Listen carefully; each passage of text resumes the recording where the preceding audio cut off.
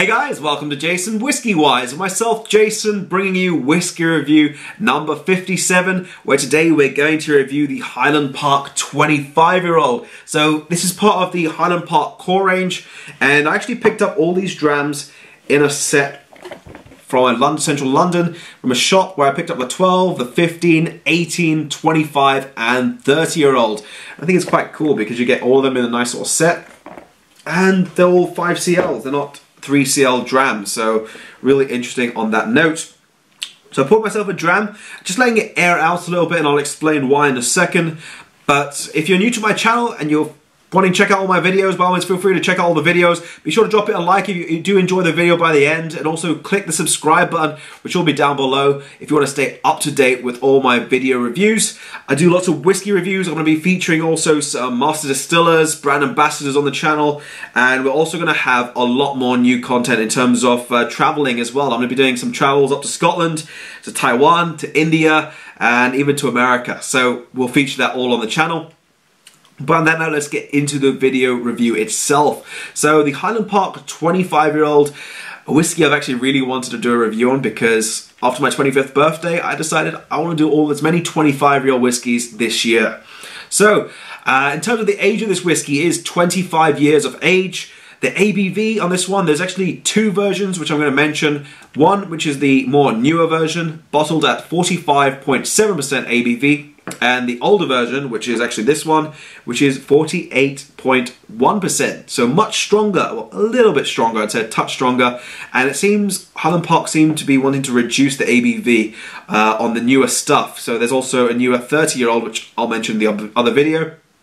Now, in terms of the cask selection they do use a high proportion of first fill European sherry oak in the 25-year-old, and I think they also use refill sherry. So you've got the combination of the two, but it's more a high proportion of first fill in the 25-year-old whiskey.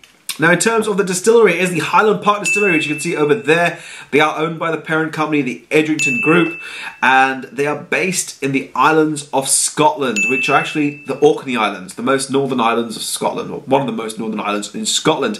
Now, that does pay home to two distilleries, being the Highland Park and the Scapa Distillery, and I'll speak about that in another video when I'm actually going to be teaching you an introduction to all the different regions in Scotland. Now, the price point of view, which is this bottle over there, it's actually priced at £375, which I found recently the cheapest on the market for the older version, and the newer one can actually be priced up to £420 for the full-size bottle, which is ridiculously expensive if you do ask me, but I'll explain that when we get to my conclusion on whether it is worth it. Now, in terms of exclusivity, no, it is not exclusive. It is available globally, as it is also part of their core range. And in terms of caramel colour, there is no caramel colour added, as it is all natural colour in this whiskey.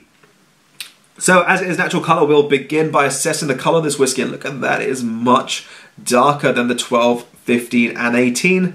And that's probably because of the first fill sherry cask. So I'm going to go on this one more of a deep, sort of rich amber in terms of the colour. It is very dark. It's not so dark, but it is one of the darker Highland Parks I've so far assessed. So let's begin by assessing the nose of this whiskey. So into the nose.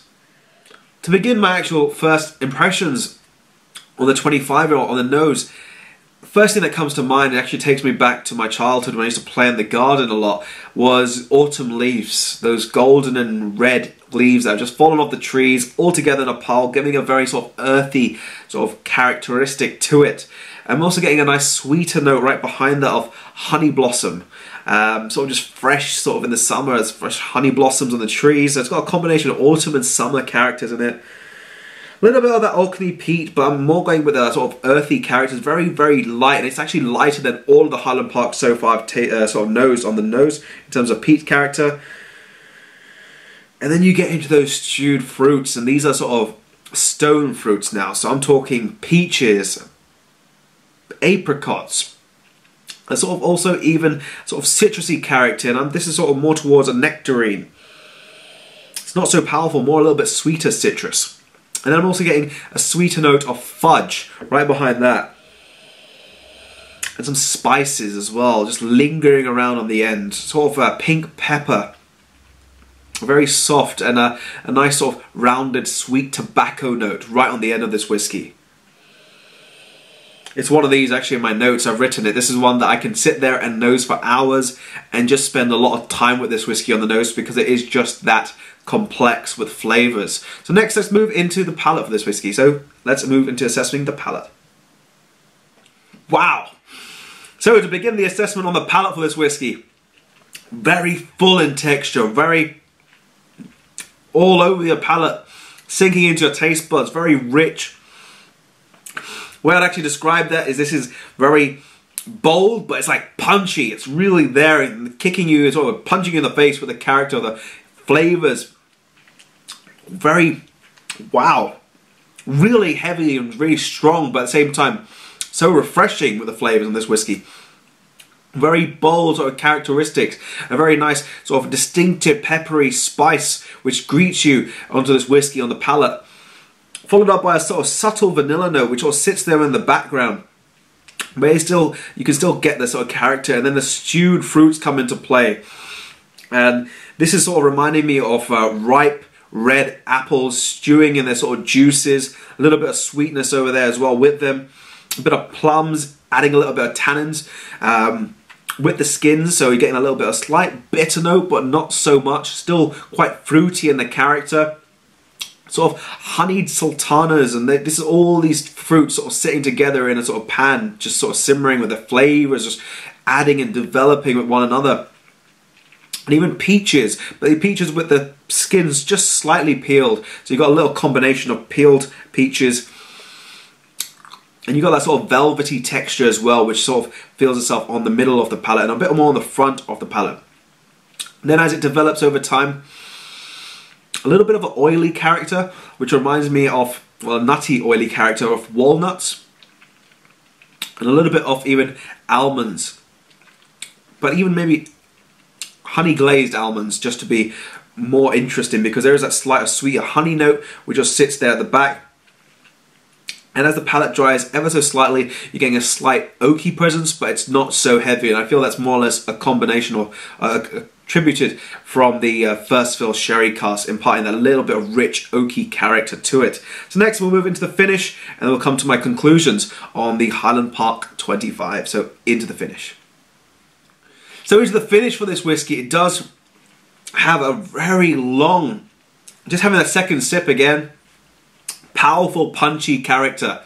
That's how I'm going to describe this whiskey. Very punchy, but at the same time, a very long finish. These flavors are just lingering around the palate, more on the finish of just citrusy notes, more combination of grapefruits and actual tangerine, sort of a mixture of the juices, the inside, a bit of the pith, giving a slight bitter note, and even the waxy peel all over the sort of finish of this whiskey, just rolling with a sort of sweeter notes. But at the same time, all these different parts of this whiskey really giving it some richness and character. A little subtle smoky note, but it's ever so subtle. But yeah, really just sort of lingering around. The sort of nutty note finished completely, and that mainly stayed on the palate. But on the finish, you're getting a little bit of fruitier character and a little slight sweetness, but it's more attributed to the citrusy note. So next we're going to move to my rating for the whiskey, and this one is going to be a very easy rating for me. This is a whiskey I really, really, really enjoyed. I could actually stress really many a times because this is just superb. I'm going with the 96 out of 100.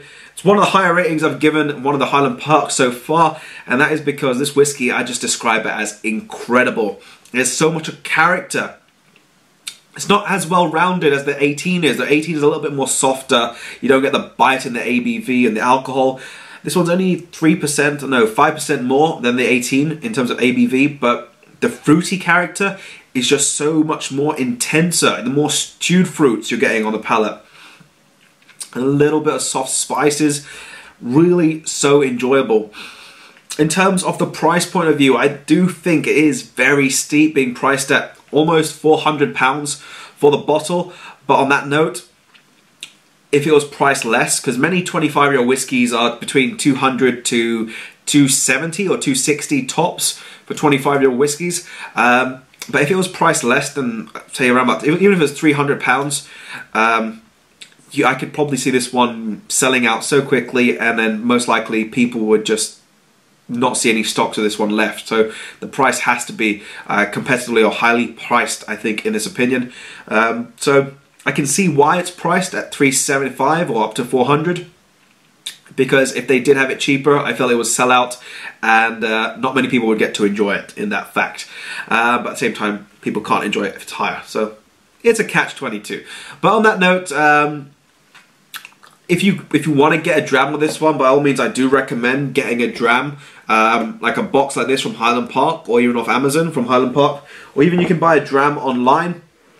I think Drinks From the Dram do have the 3CL of this one, so that way you can try out. Let me know what you think, or even try it at whiskey shows or whiskey fairs, because I think this is an insane whiskey. And I haven't reviewed the 30 yet. We'll do that in the next video, and I'm really looking forward to the 30 now after trying the 25-year-old. So 96 out of 100 is my overall rating for the Highland Park 25-year-old. If you have enjoyed the video, by all means, feel free to drop it a like. Be also sure to click my subscribe button and check out the 12, the 15 and the 18 over here for upcoming videos. We'll also have, I believe, the 30 and then some travel retail Highland Park to follow. But on that note, this has been JasonWhiskyWise, and I'll catch you all for the next video.